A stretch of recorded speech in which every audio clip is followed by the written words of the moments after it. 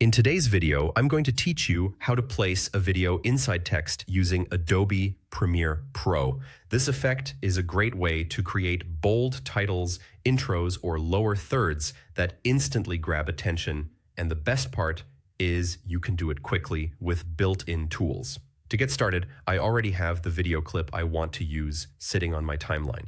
That clip will be the one that appears inside the letters.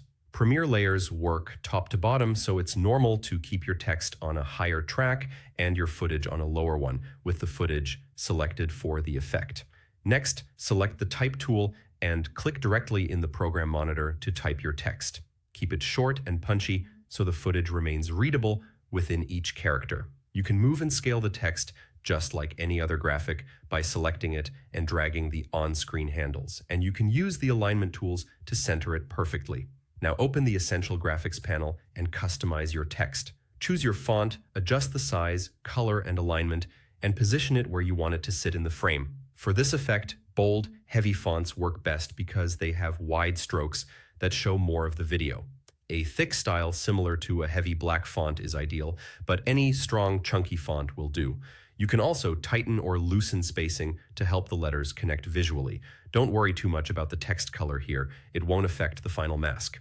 Once your text looks the way you want, go to the Effects panel and search for Track Matte Key. Drag the Track Matte Key effect onto the video clip you want to appear inside the text. That's important. Apply the effect to the footage, not to the text layer. Head over to Effect Controls with the video clip selected and expand the Track Matte Key settings. Under the Matte drop-down, choose the video track that contains your text.